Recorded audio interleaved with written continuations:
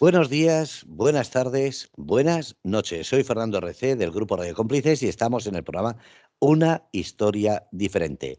Bueno, estamos viendo a Jorge, que se ha quitado el gorro de ese vaquero que era auténtico, y le estamos viendo ahí sentado al lado de su caravana, disfrutando de un momento de relax para que haga el programa y sobre todo para atender. Buenas noches, Jorge. Bienvenido a tu programa Una historia diferente. Bueno, buenas noches será para vosotros. Aquí ya ves cómo estoy. Son las 3 de la... Bueno, aquí son las 2 de la tarde y acabo de llegar del parque. Me he dado un palizón esta mañana, un madrugón para entrar al Parque Nacional de Mesa Verde. Esto es frontera entre Colorado y el Nuevo México, ¿no? Y pues bueno, ahora donde estoy es un parking de caravanas muy al estilo aquí en Estados Unidos y es como viajamos.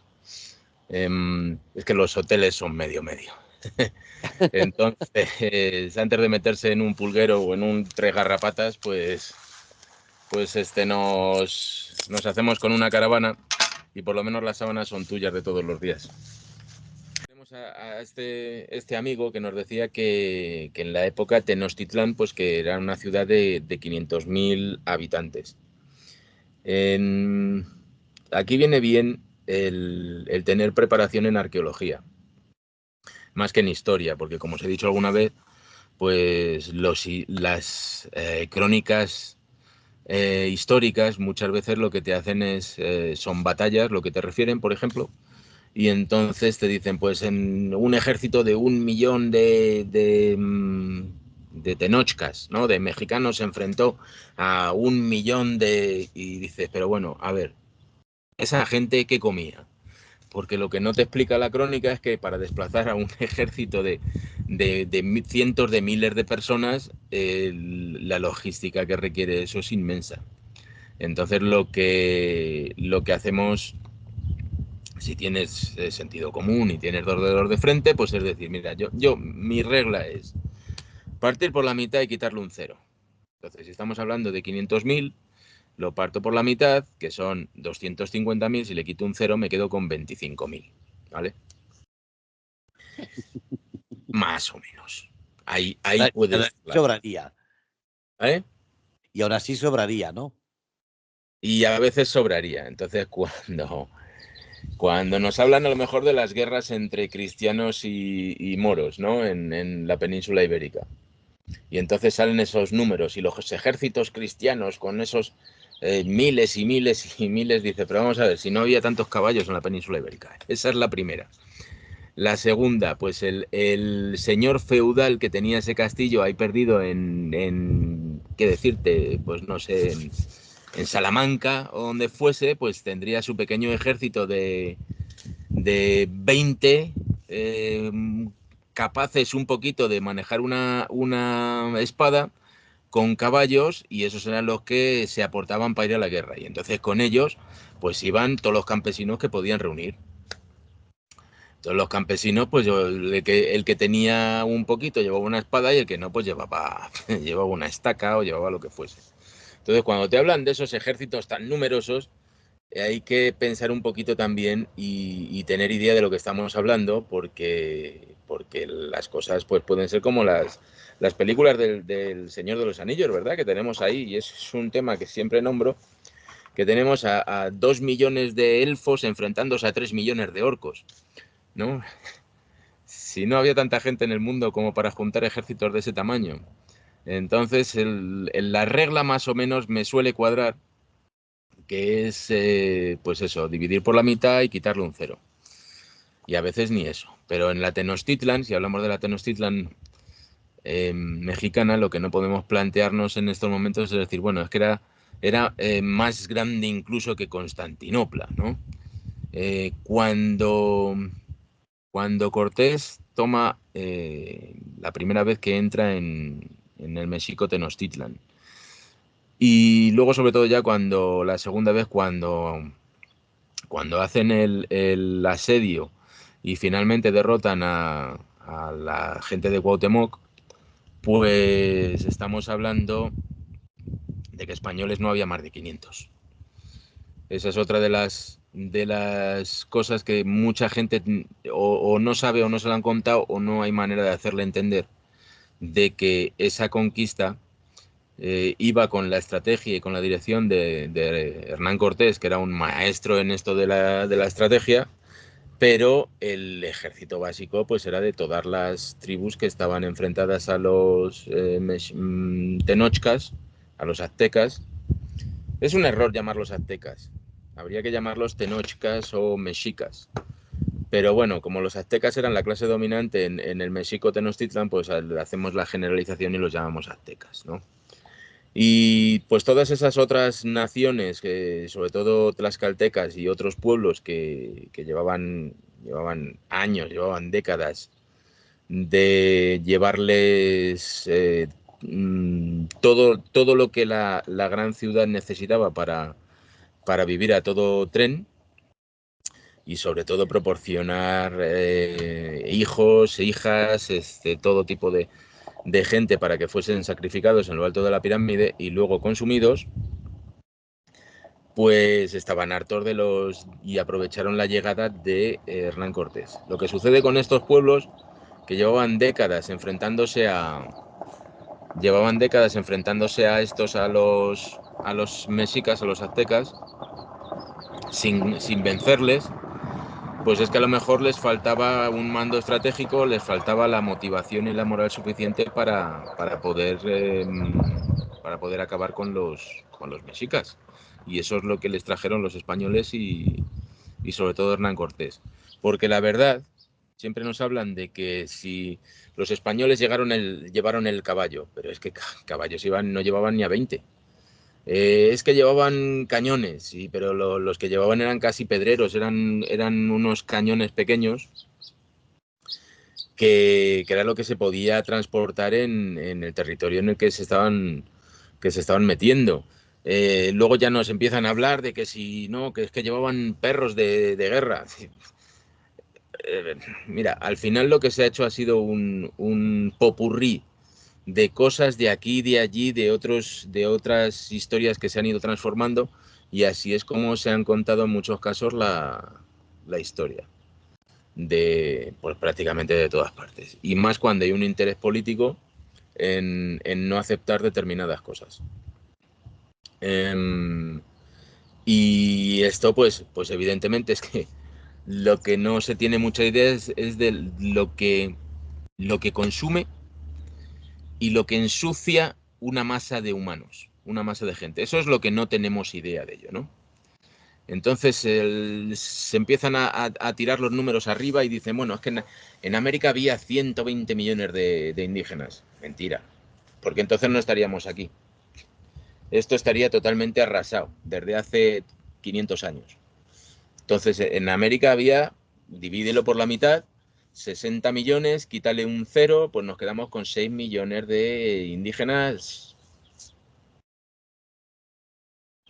a lo máximo. Y ya os hago el gesto, a lo máximo. O sea, echándole mucha... Habría unos 6 millones, 7 millones de indígenas. Entonces, porque claro, es que ese grupo humano, y entonces luego ya nos hablan de que sí, de que en México en ese momento había 2 millones de habitantes. Estás hablando de casi la población que tiene Madrid hoy en día. Estaban metidos allí en una laguna, viviendo casi en el Neolítico, 2 millones de personas juntas, lo que ha permitido que crezcan las poblaciones, que se junten mucha gente en las ciudades, pues es la modernidad, es las economías de escala, la producción en escala, el transporte. ¿Cómo surtes de alimentos a una ciudad de 2 millones de habitantes?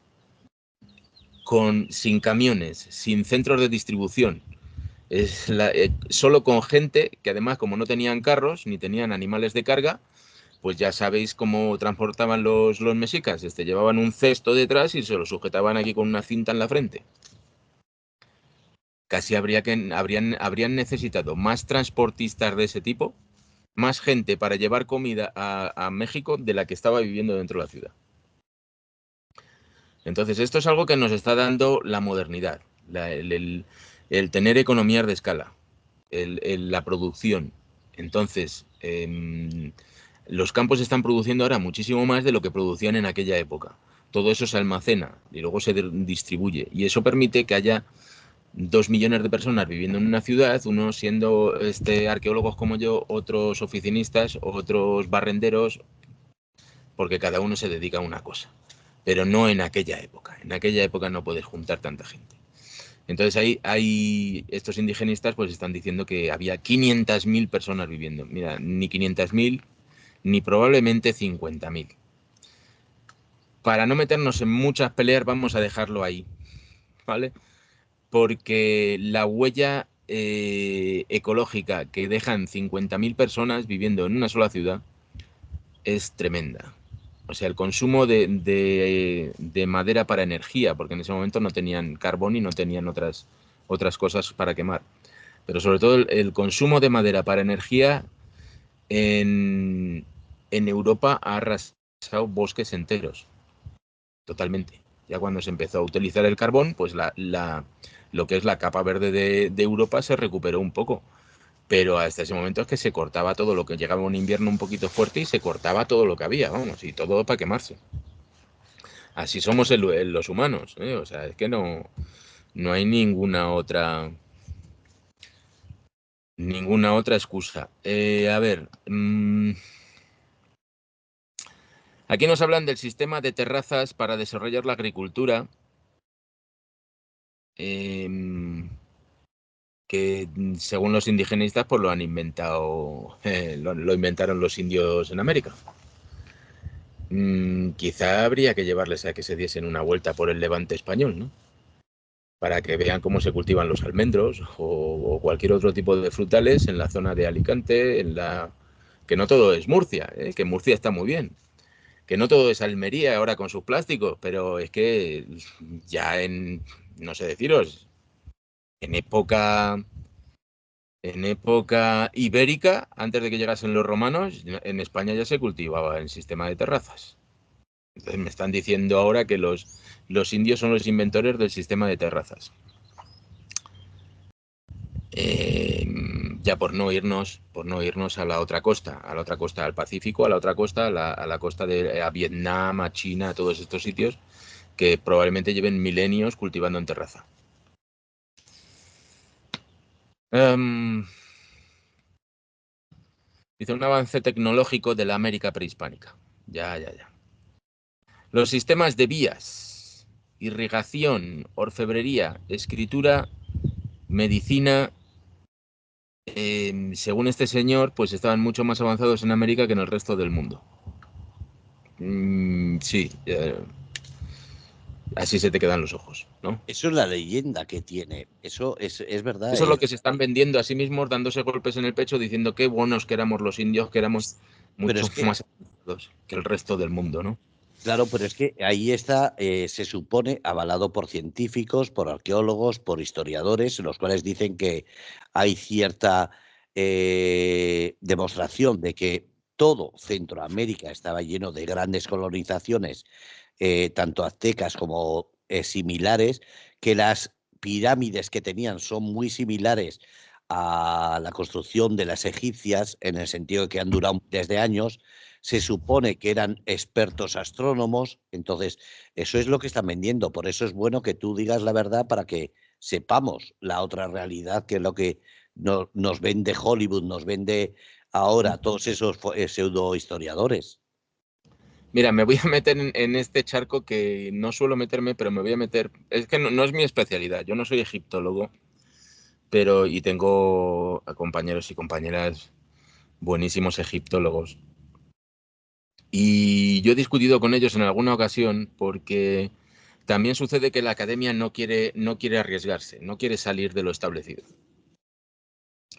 Si ya está establecido, pues no vamos a llevarlo a la contraria porque entonces se van a reír de nosotros y tal. Yo tenía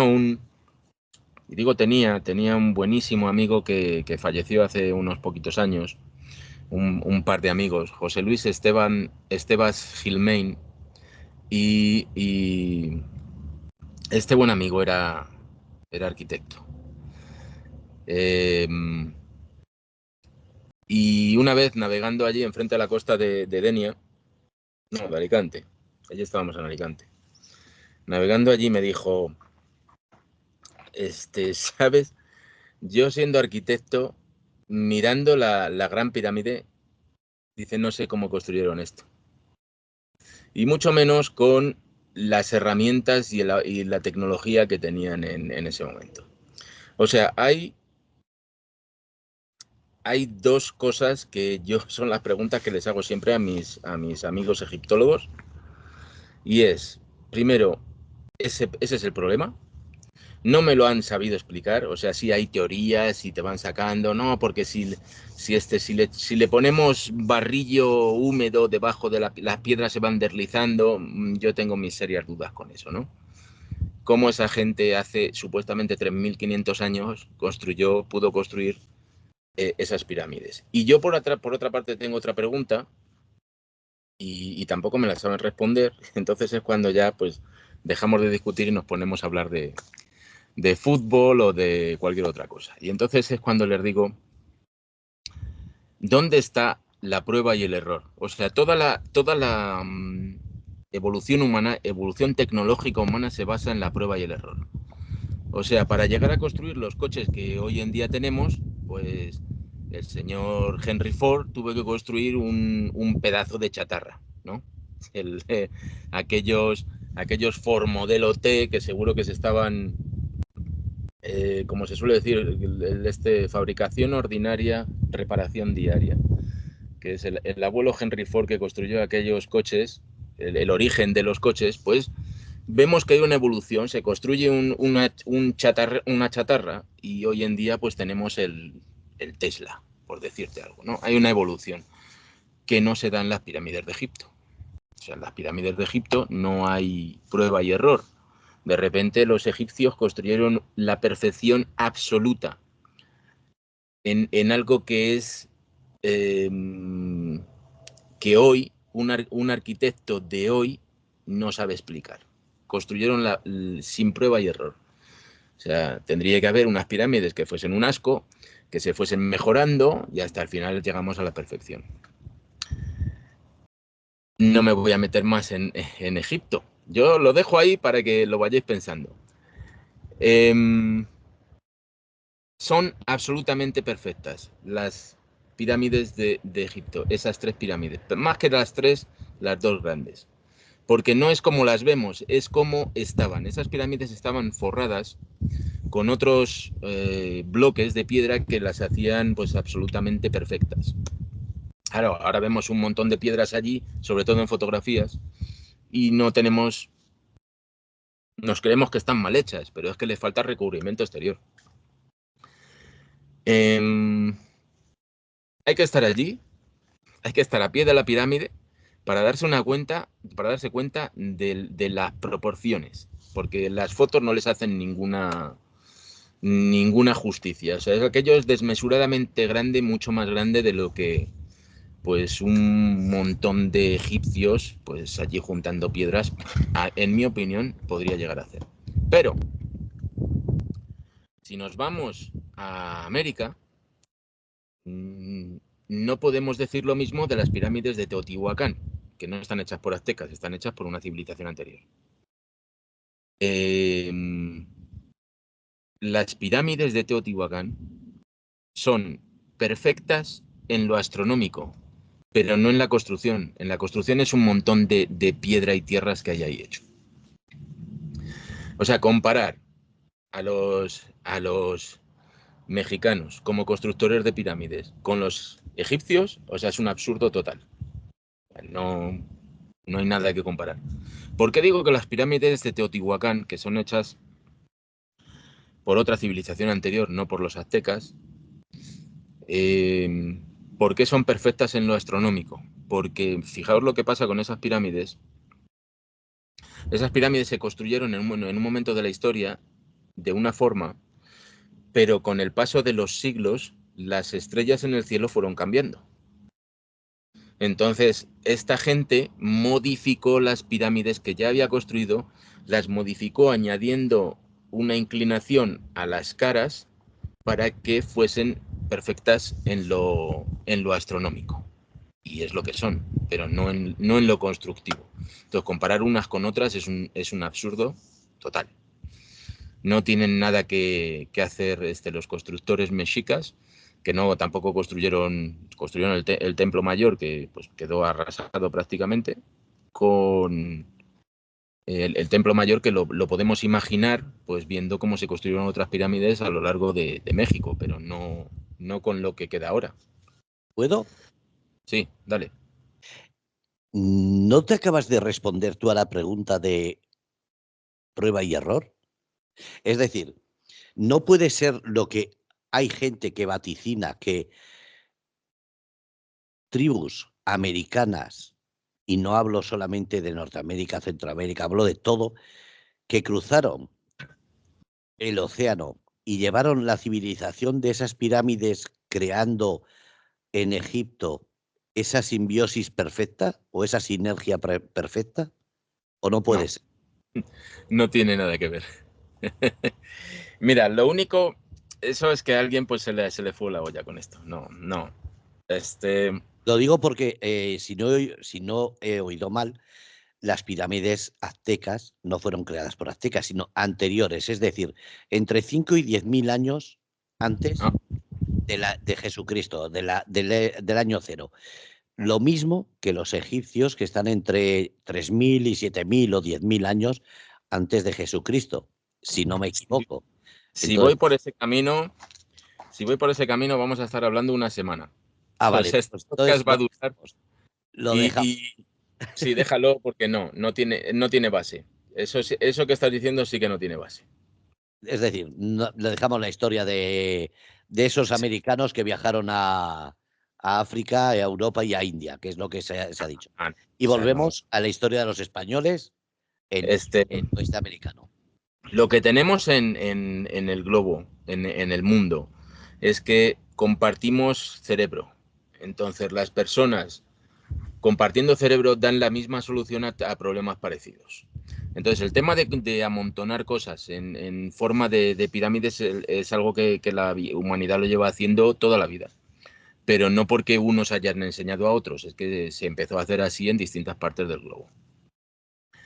No, los rastros que hay, lo que tenemos en Teotihuacán, que puede ser de lo más antiguo que hay en México ahora mismo, estamos pues en la época de Cristo, ¿eh? Estamos hablando del año cero, para que os hagáis una idea. Luego, mucho después, pues ya llegaron los aztecas y entonces pues, los aztecas hicieron otras pirámides que no tienen nada que ver con las de Teotihuacán. Y los mayas hicieron otras pirámides, que esas sí tienen un parecido mayor con el resto. Lo que sí he encontrado es una cierta similitud entre el dragón alado chino y la serpiente emplumada de los aztecas. Hay una cierta similitud iconográfica. Que los humanos que atravesaron el estrecho de Bering y empezaron a poblar el continente se llevasen ya unos conocimientos ancestrales en determinadas cosas, sí, pero que directamente hubiese un grupo de mexicanos que se subiese en unos barcos y se atravesase el Atlántico y se fuese allí hasta Egipto a enseñarles a los egipcios a construir pirámides, pues mira, yo lo veo realmente difícil, ¿eh? Lo veo realmente difícil, porque entonces, ¿cómo explicamos las pirámides nubias? O no habrían llegado a otro punto. Es que ¿cómo decirte? O sea, tú vas viajando, vamos a imaginar, vas viajando desde México hasta el otro lado y lo que primero te chocas es con África. Pues en el primer sitio que te chocas habrías construido esas pirámides, ¿no? No te vas hasta Egipto atravesando todo África o metiéndote en el Mediterráneo y yendo hasta el río Nilo. O sea, ya de sentido común tiene poco que batallar ahí esto. Em, este, Vamos a ¿Qué más presidir. teníamos? ¿Qué más teníamos? Me he Vamos perdido a, el hilo. Dime. me interesa más presidio, que lo puedo seguir leyendo y disfrutando voy a seguir un poquito con esto, con el tema que había empezado hoy. Me dicen estos que los sistemas de vías,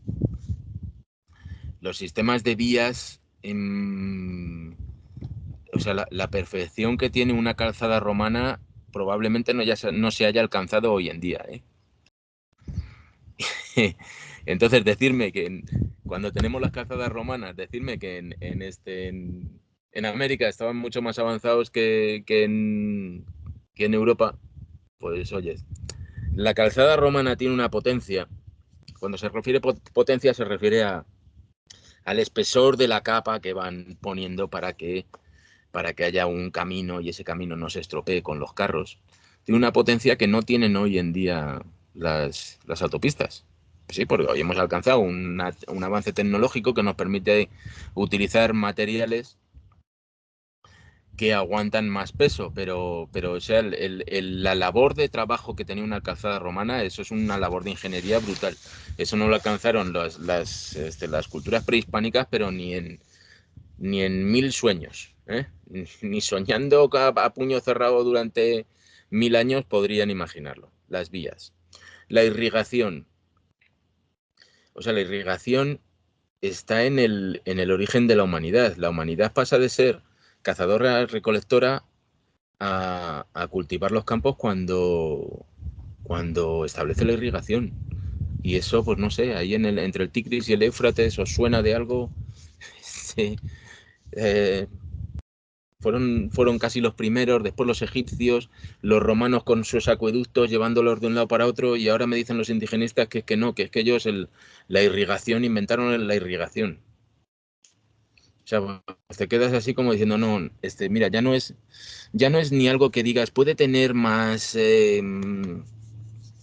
base o menos base. No, es que es una pura estupidez plantearse que en la América, total, porque hasta Ciudad de México llegaba una acequia con agua potable. En fin, más cosas. La orfebrería. Estamos en las mismas. O sea, a todos estos indigenistas habría que darles una vuelta no sé, por Toledo mismamente, ¿no? Por Toledo. Que ya cuando llegan los primeros musulmanes a Toledo en el año 711 y ya establecen los primeros artesanos por allí, están haciendo una orfebrería que es pues parecidísima a la que, pues, imaginaros los damasquinados de Toledo. O sea, ¿de qué estamos hablando? La escritura. O sea que en la América prehispánica, que no tenían escritura, que tenían ideografía, que es hacer dibujos, como pues más o menos como lo que tienen los egipcios. Eso es lo que tenían. No es escritura, es hacer dibujos. O sea, es paso previo a la escritura. La escritura es un avance sobre los dibujos. Eso es lo que había en América cuando, pues no sé, los sumerios, los griegos, los romanos, los árabes. O sea, todas esas civilizaciones que fueron pasando por Europa y sobre todo por España, cuando estos indigenistas mexicanos se ponen a hablar, pues realmente lo que están hablando es de España, porque nadie más fue allí. Fue España, los conquistó según ellos y tal. Entonces esa rivalidad siempre se produce con España, ¿no? Es decir, no, es que la irrigación, mucho mejor que la española, hombre, por favor, ¿dónde va a parar? Por eso los frailes españoles, cuando llegaron mismamente aquí a San Antonio, ellos les enseñaron a los indígenas a hacer las acequias para regar los campos, porque hasta ese momento no sabían cómo hacerlo. ¿Qué más? La medicina.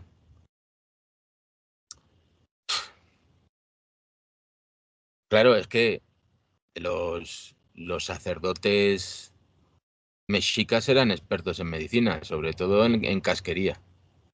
O sea, en seccionar el pecho de la gente, extraer el corazón, en cortar el cuello, en trocear los cuerpos humanos, pues eran expertos.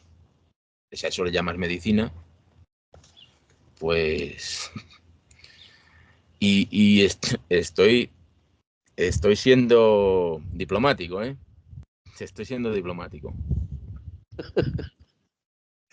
Mucho más avanzada que cualquier país europeo de entonces.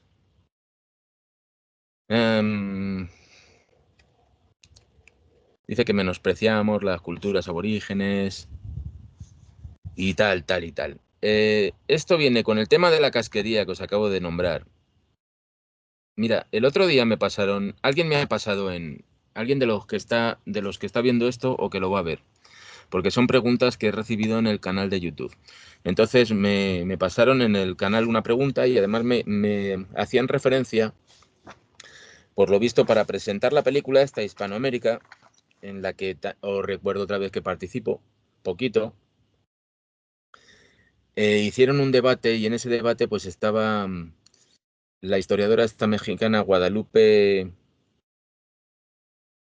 tenía el apellido en la punta de la lengua y Codinas, me parece que es Codinas el apellido. Bueno, ya mayorcita, que está ahora pues moviéndose mucho también en este tema. Estaba Marcelo Gullo, y había alguien más en ese debate, pero se estableció un enfrentamiento un poquito así dialéctico entre esta historiadora mexicana Guadalupe, que hasta ahora yo lo que le había visto a ella han sido siempre opiniones muy de sentido común y muy próximas pues a la hispanidad, y la exaltación de Marcelo, ¿no? Pues allí estaban, ya he opinado sobre Marcelo, no lo voy a hacer otra vez, pero lo que me dejó un poquito descolocado fue lo de Guadalupe, porque realmente tenemos demostrada por activa y por pasiva, por crónicas, por documentos, por los mismos códices aztecas. Incluyen dibujos en los que se está practicando canibalismo, se están despedazando los cuerpos. No es que estén ahí como la imagen esta de Hollywood, no como animales comiéndose, no, es que es como una producción la que hoy tenemos en nuestros mataderos de animales, ¿no? De vacas y tal. Se separan los elementos en distintas canastas, se ponen a cocinar. Tenemos crónicas de diversos cronistas españoles. Yo tengo 4 metidos en el libro que están hablando de que esta gente estaba practicando un canibalismo que no era para nada ritual. O sea, está sobradamente demostrado. Bueno, pues esta Guadalupe viene a decir en ese debate con Marcelo que lo que estaban haciendo era un canibalismo ritual, y que los sacerdotes se comían un pedacito nada más para... O sea, ¿de qué estamos hablando? ¿Por qué le cuesta tanto al mexicano reconocer la verdad de los hechos? Porque una vez que reconozca lo que estaban haciendo, no solo si los aztecas lo estaban haciendo, que era la cultura más avanzada que tenían ahí en Mesoamérica, imaginaros lo que yo he ido descubriendo con los documentos que he metido en el libro Presidio a lo largo hasta y ancho de todo lo que es la Mesoamérica y la Aridoamérica de lo que hoy es el norte de México. Vamos a decir la verdad, vamos a contar la verdad, y entonces me puedes reclamar a mí como español que cuente la verdad de la conquista, que la estamos contando hace años con pelos y señales. Pero, o sea, que Guadalupe venga diciendo que no, que era ritual y que era un pedacito nada más lo que para hacer el paripé. Miren, lo que no tenemos en México, hemos encontrado calaveras, hemos encontrado cabezas, pero no hemos encontrado cuerpos. Las cabezas las hemos encontrado. ¿Por qué? Porque el sistema que llevaban era, extraían primero el corazón, hacían el paripé de comerse un poquito, ¿no? Como un poquito. Hacían el paripé de comerse un poco del corazón, el tema ritual. Después cortaban la cabeza, porque la cabeza la querían poner en el Huichonpachtli, allí atravesada por un palo, en el que todos los españoles de los que iban con Cortés tuvieron que vomitar pues, del olor, del aspecto y de esas miles y miles de cabezas ahí puestas como decorando la pared. Y después el cuerpo lo tiraban pirámide abajo. Cuando llegaba abajo, lo troceaban y lo repartían entre la gente que estaba abajo. Eso no tiene nada de ritual. No hemos encontrado cuerpos. ¿Qué quiere decir? Es que se los comían. Hemos encontrado las cabezas, pero no hemos encontrado los cuerpos. ¿Vale? Y si había miles de cabezas, tenía que haber miles de cuerpos. Los cuerpos no han aparecido. En algunos lugares han aparecido los huesos largos. Y los huesos largos pues se utilizaban para hacer herramientas, para hacer flautas, para hacer lo que quisieran hacer. Pero no se han encontrado cuerpos. Entonces, o sea, ya. Y eso que estamos hablando de esta historiadora, Guadalupe, que parecía la más sensata de lo que hay hasta ahora. El resto no hablan de este tema. Ahí lo dejan. Entonces, pues yo ya les digo, llevamos tiempo, me estoy aquí poniendo un poquito de frío, ¿verdad? Llevamos tiempo diciendo que hay que poner todas las cartas sobre la mesa. Porque no pueden estar solo unas cartas. Cuando además hasta están transformadas esas cartas. Lo que pasó con la conquista española en muchos casos está exagerado, cuando no es mentira.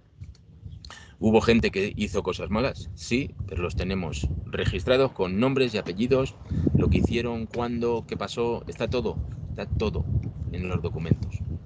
Pero precisamente como está todo y está con nombres y apellidos, pues tenemos un culpable. Al tener un culpable no tenemos que todo lo que tenga que ver con España y Hispania y todo lo que tenga sean culpables. No, tenemos un culpable, que fue los culpables fueron cogidos, fueron juzgados y fueron condenados. Eso es lo que tenemos con la historia y eso es lo que tenemos que hacer con la historia. Hablar, sacar todas las cartas.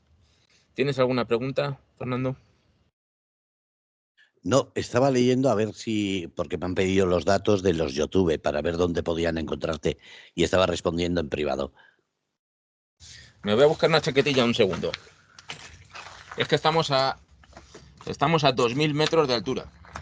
Hostia, el aire tiene que ser fresquillo.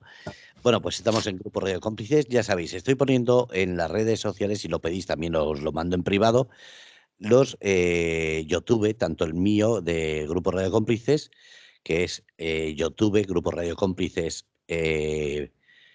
@Grupo Radio Cómplices, y el de Jorge, que el nombre del canal es en YouTube Jorge García Historia.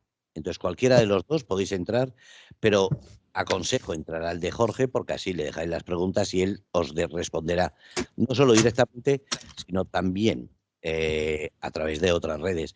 Como digo, estamos en Grupo Radio Cómplices, el programa se emite los jueves a las 10 de la noche y estamos hablando del libro Presidio. Es el libro que ha escrito después de mucho rebuscar y entender y ser esa faceta de historiador arqueólogo, Jorge Luis García Ruiz.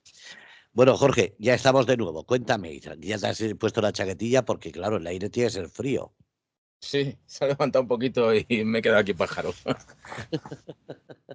Bueno, ya queda poco, son las 11:10, llevamos una hora y algo. ¿Qué más preguntas tienes por ahí? ¿Querías comentar algo? Pues sí, tenía un montón de preparado, pero es que no sé dónde lo he puesto. Entonces, para no perder ahora otros 10 minutos buscándolo, pues ves diciéndome a ver, ¿qué Del- tienes en mente?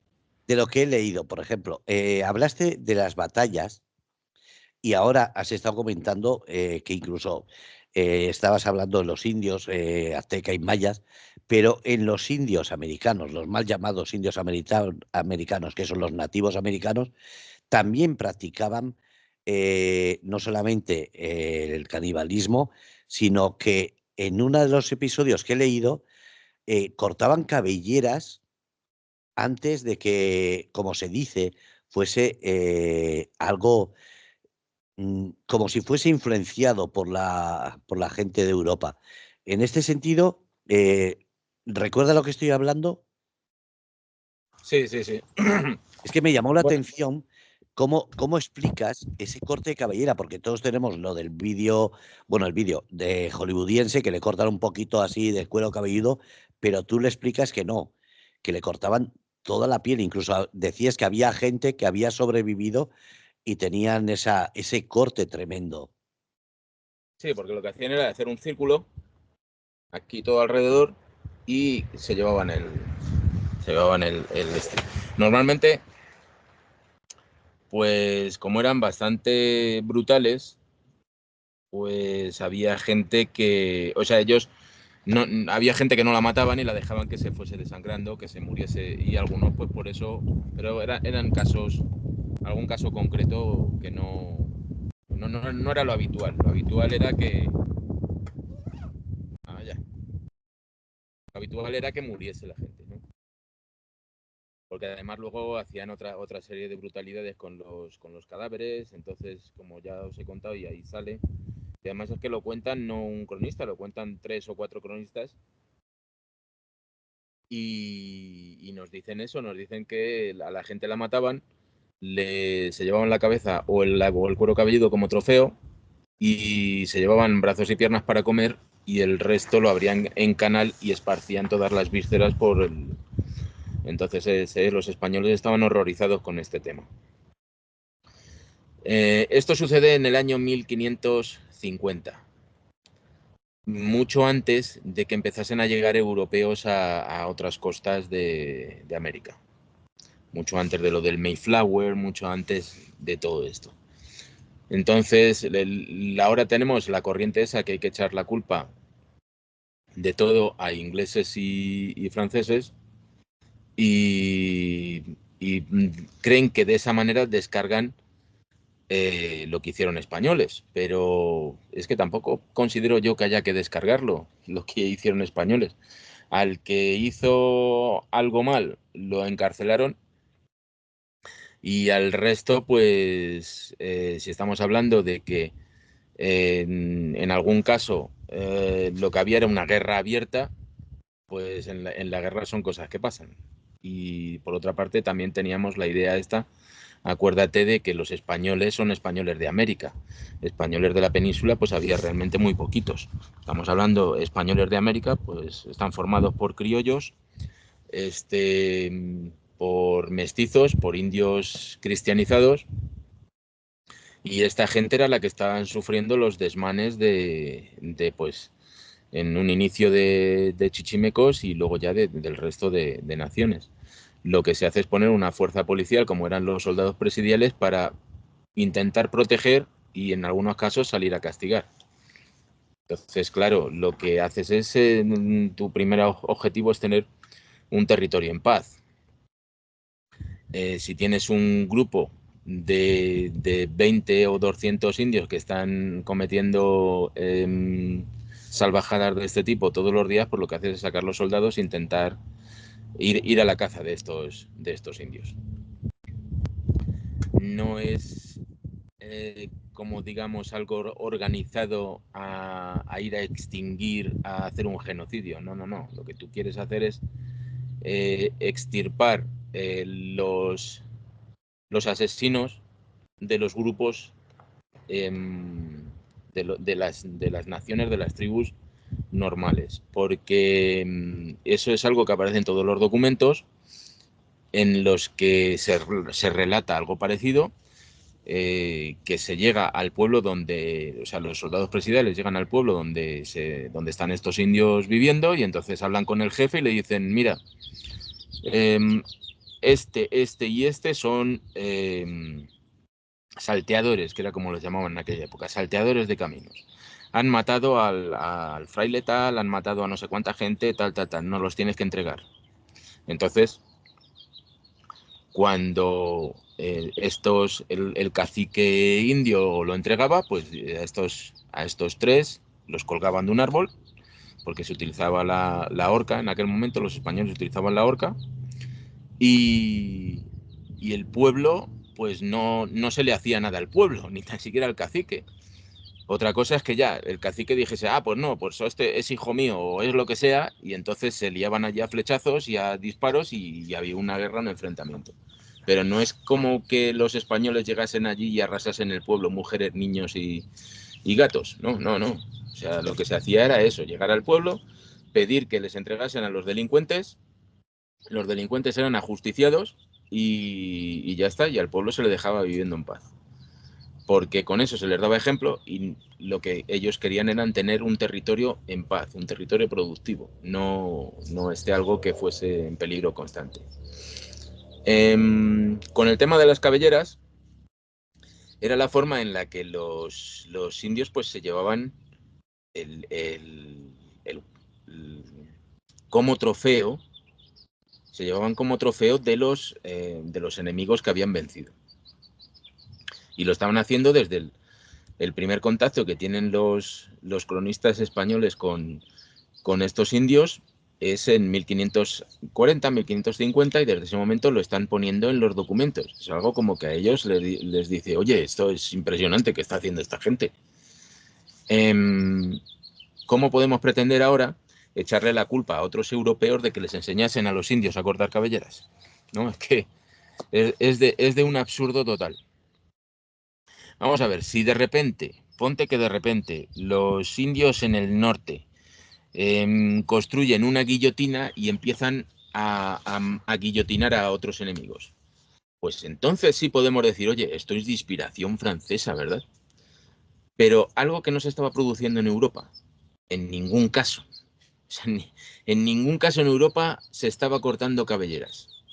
¿Cómo podemos pretender que es que los europeos les hayan enseñado a los indígenas? Es algo que ya estaban haciendo los indígenas desde siempre.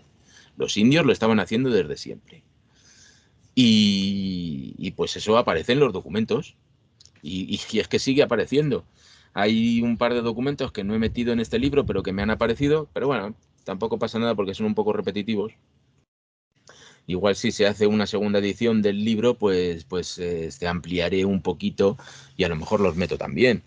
Pero son los documentos, están repitiendo continuamente con distintos cronistas en distintas épocas el comportamiento que tenían los indios y esto les llamaba poderosamente la atención. Si es algo que ya se estuviese practicando en España y los españoles se lo hubiesen enseñado a los indios, ningún español lo pondría en un documento porque sería algo habitual. Lo que están poniendo en los documentos es cosas que a ellos les impactan o les chocan o les llaman la atención. Dime, más. Pero eso, para que quede claro, eso está escrito en documentos que has encontrado en esos archivos.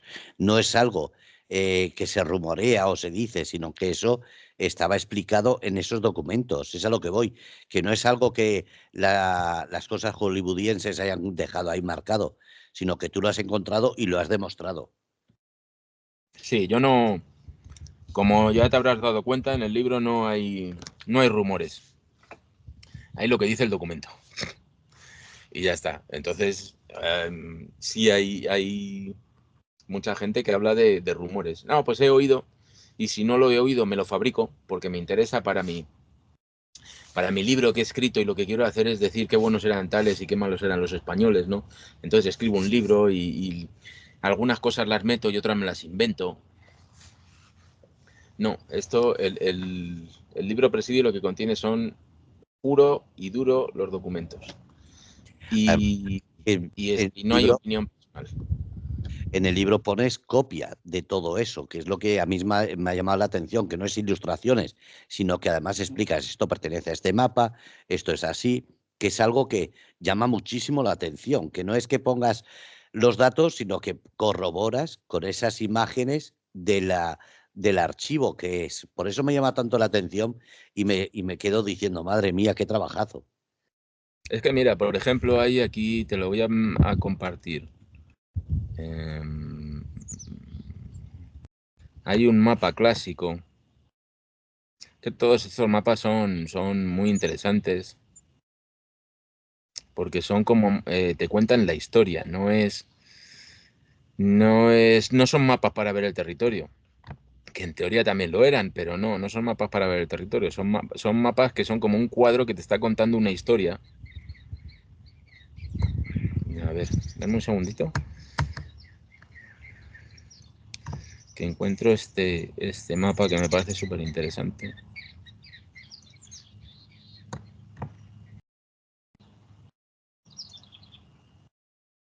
Esto es lo de el Nuevo México. Es un mapa en el que aparecen unos indios que se llaman los tepehuanes. tepehuanes eran uno de los más... había de todo tipo, pero estos eran de los... Aquí está. De los más bestias que había. Y hay una historia muy interesante en uno de los... Oh, aquí está. Es que tengo que darle la vuelta al documento. Un segundito.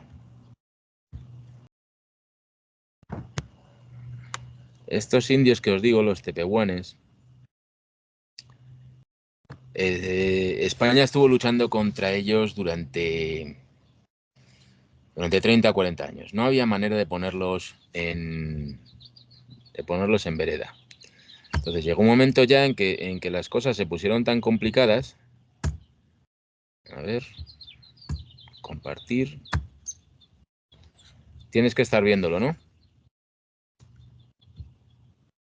¿Estás Ahora viendo el sí. mapa? No, sí. Vale, pues en estos tepehuanes fueron de lo más complicado que tuvo España. Llegó un momento en que se tomó ya la decisión de acabar con ellos. Porque se les mandaban frailes para que los educasen. Y cuando ya parecía que estaban viviendo en un pueblo con su iglesia, con su fraile, con su autogobernándose ellos en paz, pues por la razón que fuese, con más o menos razón, se les cruzaba un cable, mataban a todo lo que pareciese español y se echaban al monte, a la montaña, y se volvían salvajes otra vez. Y muchos de ellos pues estaban bautizados con su nombre español, todo. Y entonces estos tepehuanes que estáis viendo ahí, veis que es un mapa, pero al mismo tiempo es un cuadro en el que hay unos indios dibujados. Pues lo que están haciendo, no lo puedo ampliar mucho. A ver si lo puedo ampliar un poquito más. En esta zona, ¿verdad? Lo que están haciendo pues es haciendo consumo humano, ¿no? Se ve aquí como... Y en estos casos en los que ves que están sacando como de un brazo y están sacando como de una pierna, lo que necesitaban eran los tendones, porque los tendones son como unas cuerdas de una resistencia enorme, que eran las únicas que les daban esa fuerza para atar la punta de flecha con el palo de la flecha. Normalmente se utilizaban los ciervos y los animales, pero os recuerdo que en todas estas toda esta zona, pues los animales grandes habían sido extinguidos ya muchísimo tiempo antes. Entonces, aquí lo que estaban practicando era un canibalismo de nutrición y utilizaban a los humanos como como utilizamos ahora en época moderna el cerdo, ¿no? Que dicen, del cerdo me gustan hasta los andares. ¿Qué decimos con este refrán? Pues que aprovechamos absolutamente todo. Pues entonces de los humanos, ellos estaban utilizando absolutamente todo. Los huesos largos para hacer incluso instrumentos musicales y los tendones para atar las flechas a las puntas de flecha a los palos. Estos son los tepehuanes. Los tepehuanes, si veis aquí, ¿verdad? Aquí si veis la flechita, pues dice los tepehuanes. Los tepehuanes eran una tribu que, como digo, había sido cristianizada y sin embargo, pues se echó al monte y prosiguió con sus, pues lo que veis ahí en la esta, con su canibalismo, con su... Entonces los tepehuanes recibieron uno de esos famosos decretos firmados por los virreyes que decían: a estos hay que extinguirlos a sangre y fuego, o a fuego y a sangre, ¿no? Como decían los decretos.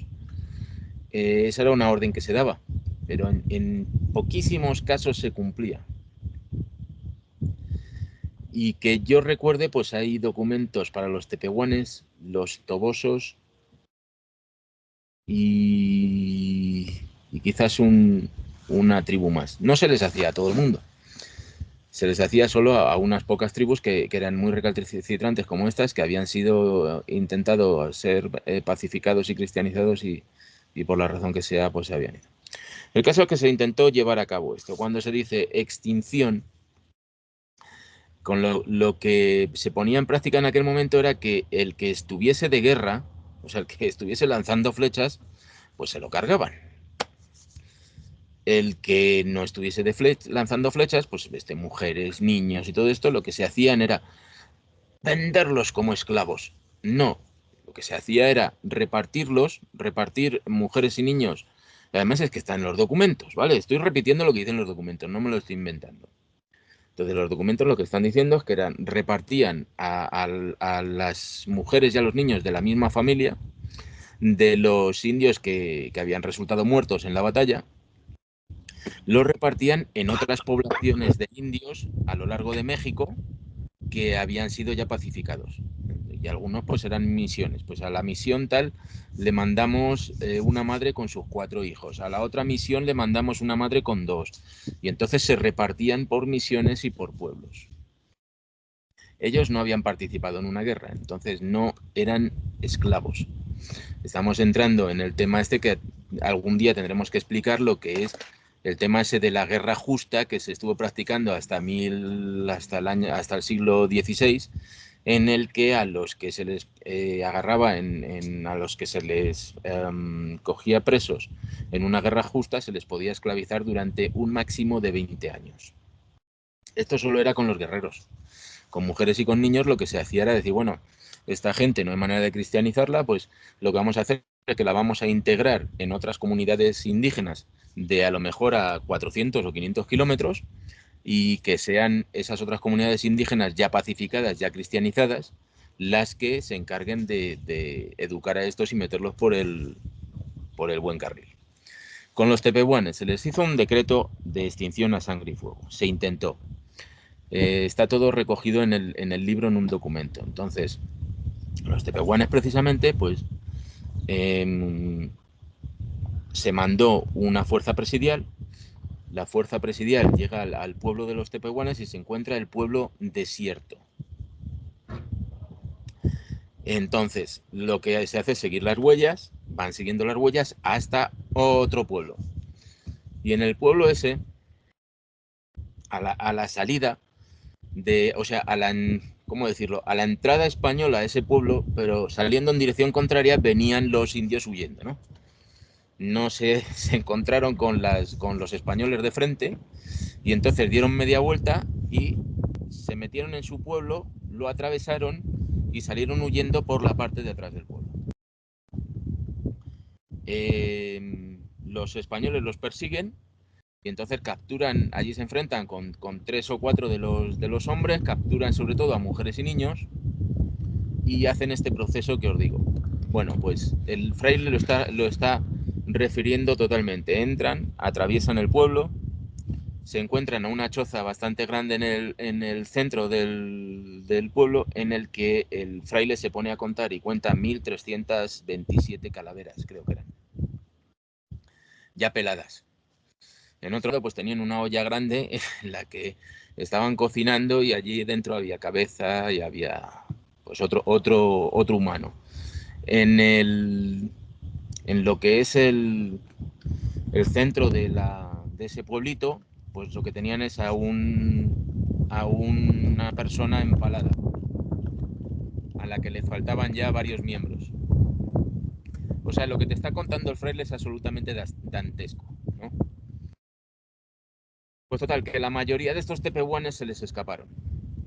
Se les escaparon por los bosques, por las montañas, se les escaparon la mayoría de los tepehuanes.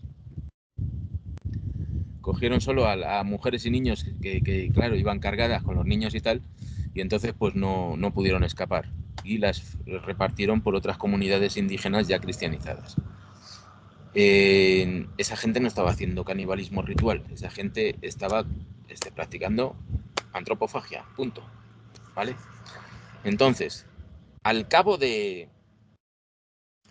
lo que nos ha vendido la leyenda negra, pues es que existe un documento en el que los españoles acabaron a sangre y fuego con esta gente, ¿no? Con los tepehuanes. Sí, existe el documento, existe la orden, pero luego ves la historia y la historia te está diciendo que todos estos tepehuanes escaparon y al cabo de 30 o 40 años los tenemos en otra parte del territorio en el noreste, lo que hoy es el Nuevo León, los tenemos allí viviendo en las mismas condiciones.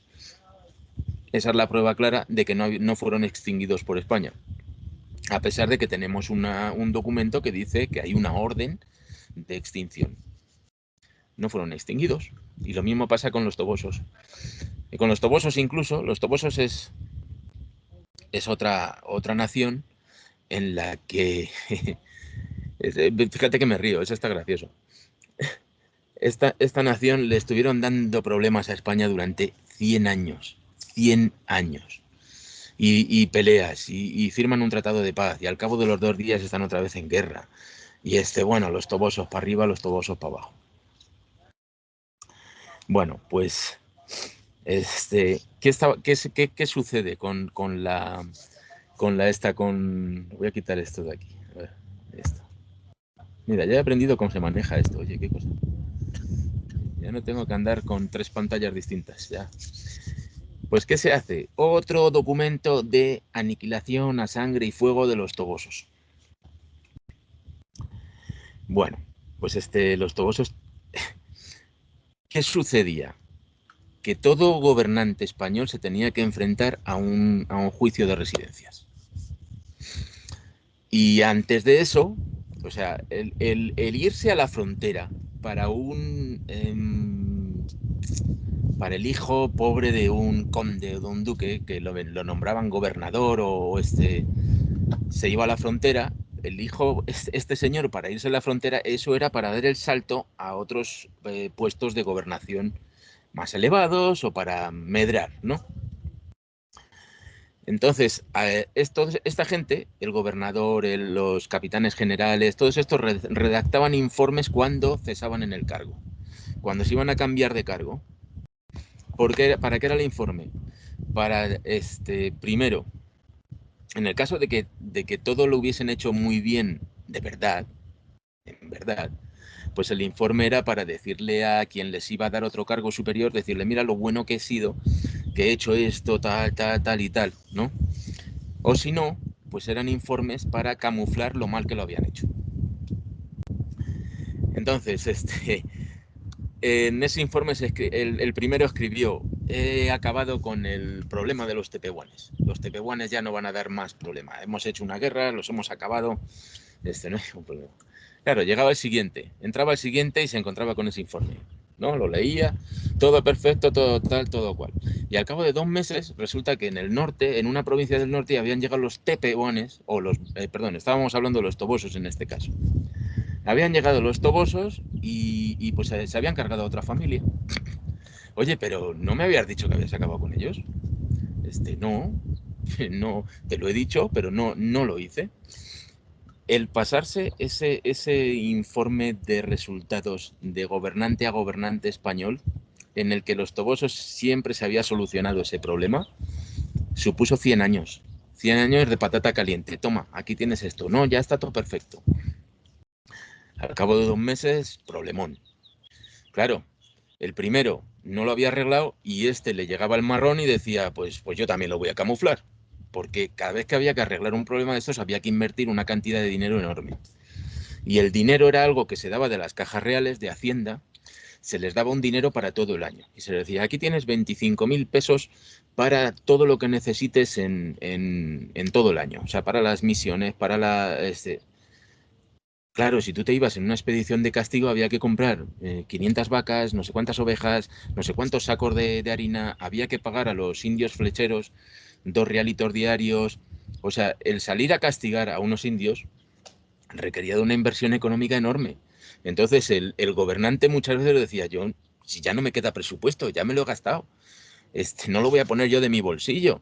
Pues en el papel escribo que ya he solucionado el problema de los tobosos, que no van a dar más guerra ni más problemas, y el siguiente. Esto se va haciendo durante 100 años.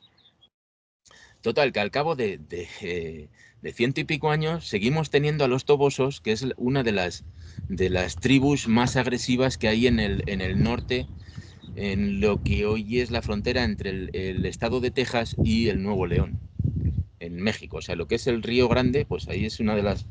Y fíjate tú, oye, que tenemos a estos norteamericanos con su leyenda negra, que te pones a leer sus libros y sus cosas y te dicen, es que no me acuerdo del nombre de la historiadora. Te dicen, no, los tobosos fueron aniquilados a sangre y fuego, y los tobosos que aparecen 200 años después es otra tribu que recibe el mismo nombre por parte de los españoles. O sea, ¿hasta dónde llega la sibilina leyenda negra que antes de reconocer que algo no se hizo, lo que hacen es decir, sí, sí, sí, los españoles los acabaron a sangre y fuego, porque eran malísimos. Y los otros, pues son otro nombre. Pues esto es lo que estamos teniendo muchas veces en los documentos, no en los documentos, en los libros, pero lo bonito que hay es lo que a mí me está resultando muy interesante, pues es el ir enlazando un documento con otro, y en este caso tienes el historial de los tobosos, lo tienes en diversos documentos a lo largo de 200 años. Es lo que hay. ¿Más preguntas? Ya está, son las 11, Bueno, 12. ya te has cansado. No, no, es que son hora y 35 minutos, si no el vídeo no lo van a ver. Hay que hacerlo que sea ameno. Ha sido ameno porque hemos contado un poquito de tu trayectoria como cicloturista, perdón, camperizado, ¿cómo es? Camperizado o, bueno, de ruta con la camper. Nos has mostrado un poco de eso y ahora nos has mostrado esto. Incluso te has metido con los egiptos, que también Sí, lo vamos a dejar ahí, que si no me van a curtir mis amigos egiptólogos. que, que lo dicho, que muchísimas gracias por aclarar una vez más lo de los indios, que yo había leído una parte y la otra no. Cuando llegue ya me la sé y así ya la entenderé mejor. Muy bien, Fernando, muy bien. Pues el jueves que viene estaremos todavía de viaje. Ahora mismo no lo sé, pero el lunes o el martes ya tendré preparadas unas fotos, porque el lunes o el martes voy a hacer el Gran Cañón del Colorado. Entonces ahí van a salir un reportaje bueno, y eso, pues el próximo jueves hablaremos de ello. Además, creo que en el Gran Cañón del Colorado hay una de las tribus que mejor mantiene sus tradiciones, o por lo menos yo en algún documental había oído algo de eso. Es, a ver si es verdad y lo cuentas. Venga, hecho. Venga, un abrazo, cuídate. Bueno, pues habéis escuchado el programa Una historia diferente con Jorge Luis García Ruiz.